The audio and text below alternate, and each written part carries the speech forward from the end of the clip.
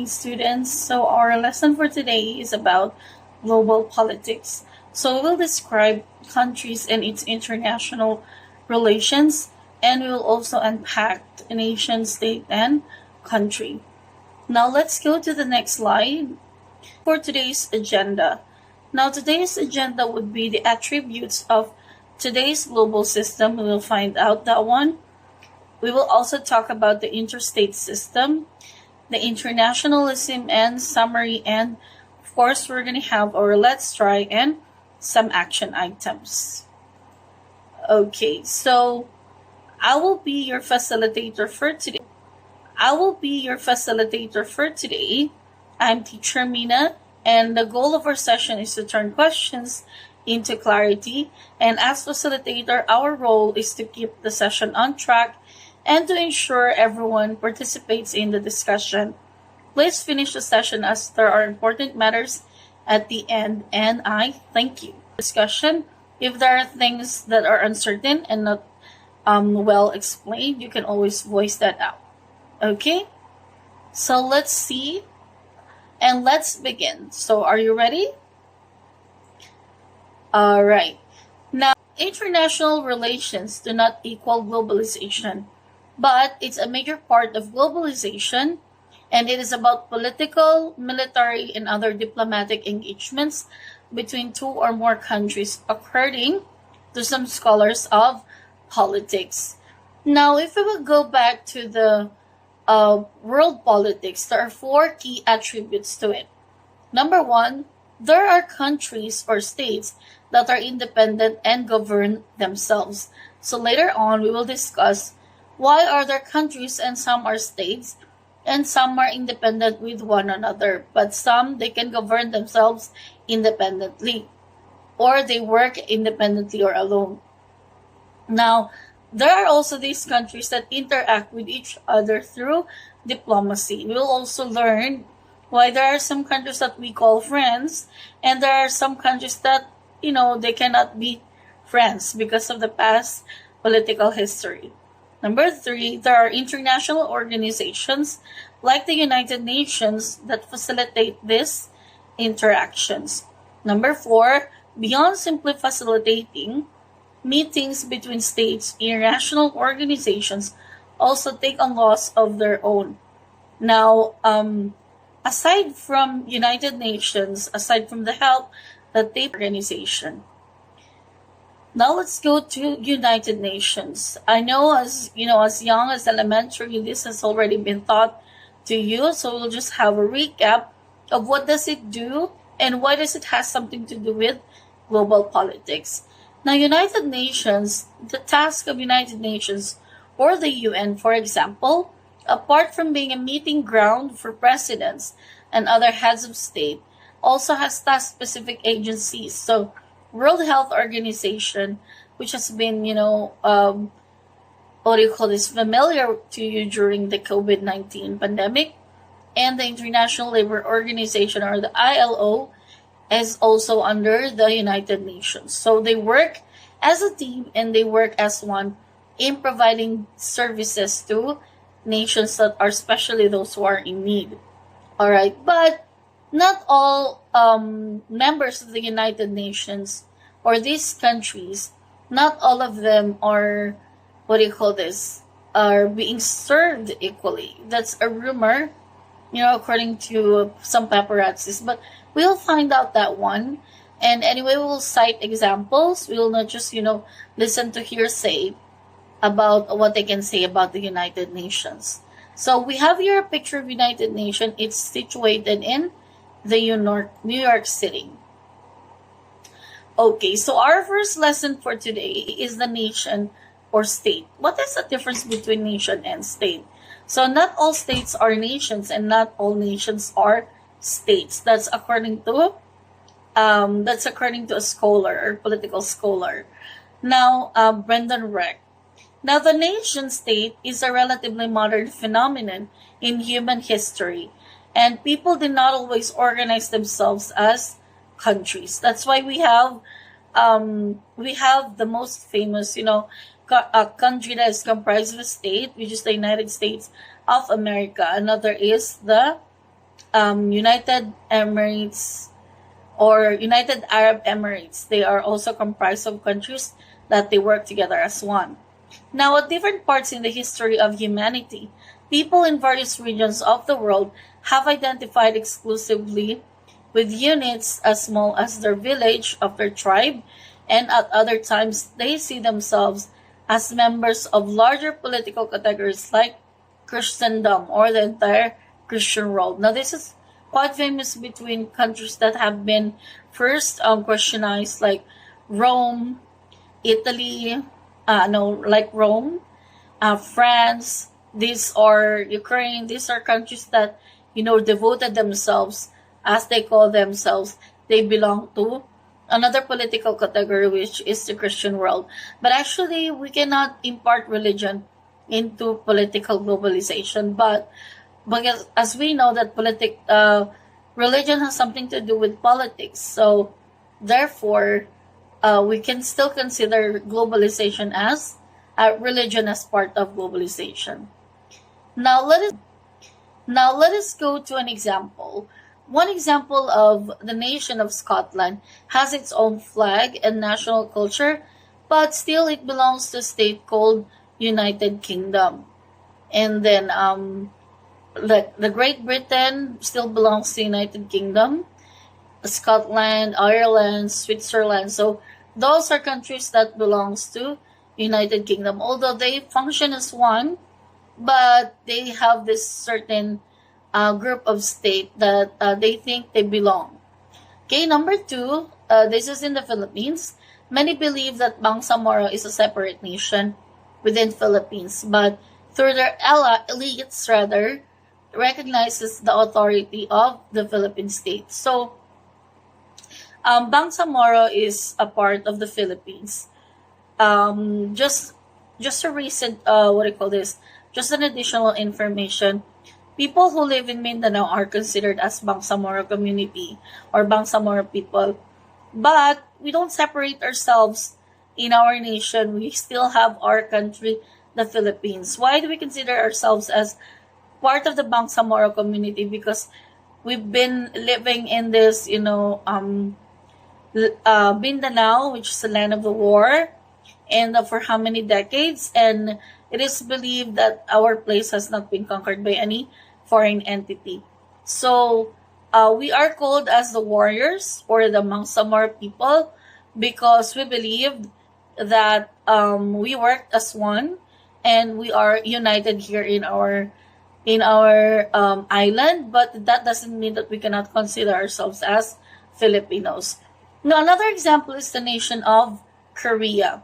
Now, Korea is divided into North and South Korea, whereas the Chinese nation may refer to both the People's Republic of China, like the China and Taiwan. So, but they function as a country. Whatever the income of a certain country, they have their own specific GDP, but when it comes to the main country, they have their own separate laws and state. Now, a state has 4 attributes. First, it exercises authority over a specific population called its citizens. Second, it governs a specific territory. Third, a state has a structure of government that crafts various rules that people or society follow. Fourth, and the most crucial, is the state has sovereignty over territory, which means sovereignty. The state has the control, or the government has the control over its land, territory. Okay, so we have here an example of United States of America.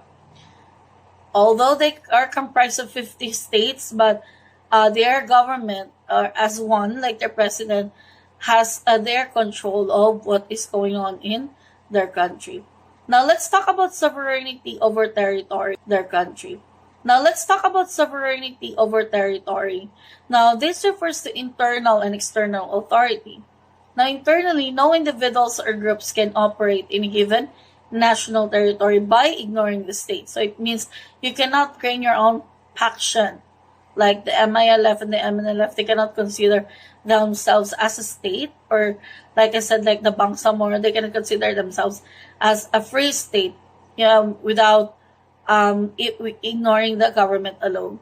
So this means that groups like churches, civil society, organizations, corporations, and other entities have to follow the laws of the states where they establish their parishes, offices, or headquarters. Because we live rather in a democratic country, we still have the freedom to exercise our own freedom of voice or freedom of expression.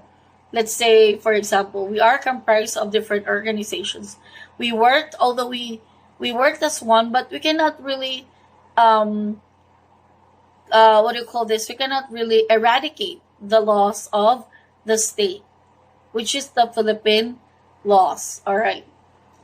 Now let's go to nation again. Now let's go to nation again. Now, it is limited. Nation, as a person who did not study globalization, when you hear the word nation, no, it's a country. It's a group of people that believes in one government, one sovereignty, and one territory. But actually, when we talk about nation, it is limited because it does not go beyond a given official boundary. And because rights and responsibilities are mainly the privilege and concern of the citizens of that nation.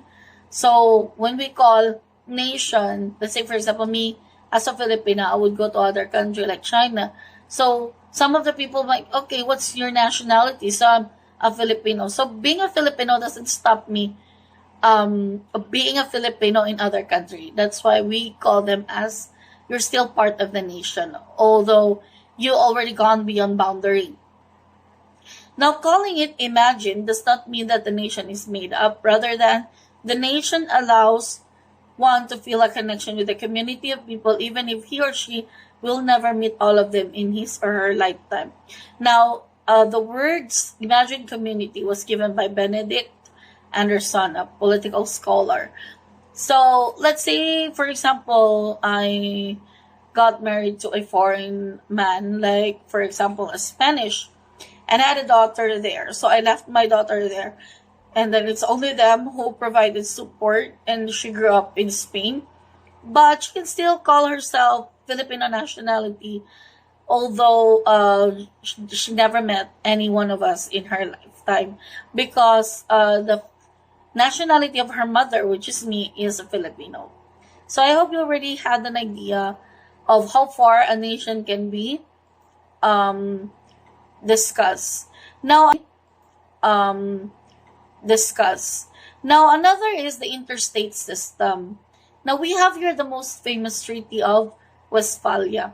So, this Treaty of Westphalia, it was signed and it was concurred in Germany, where the system provided stability for nations of Europe until it faced major challenge by Napoleon Bonaparte. We already know who's Napoleon Bonaparte, right, in history. So Bonaparte believed in spreading the principles of French Revolution. He is a French leader. Now he believes in liberty, equality, and fraternity. So to the rest of Europe, and thus challenged the power of the kings, nobility, and religion in Europe. Now it was then Napoleon Bonaparte who destructed this Treaty of Westphalia. Actually, it was created so that nations, before they conclude to to conduct a war, or to expound their territory, they have to respect the treaty that they signed in Germany. It is to prevent a country from bankruptcy and falling down again because of the destructions of war.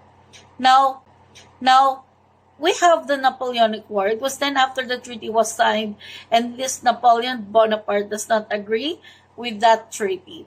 So it lasted from 1803 to 1815, with Napoleon and his armies marching all over much of Europe. In every country they conquered, the French implemented Napoleonic Code that forbade birth privileges, encouraged freedom of religion, and promoted meritocracy in government service. In other words, they do not like one particular king or nobleman to rule the entire Europe. Now, we also have the Concert of Europe. So this Concert of Europe, it's an alliance of great countries or great power. Now, they sought to restore the world of monarchical I believe we still have the one country right now who still practice monarchy, which is Great Britain, and France and Spain as well. So hereditary and religious privileges of that time before the French Revolution and the Napoleonic Wars. And more importantly, it was an alliance that sought to restore the sovereignty of the states.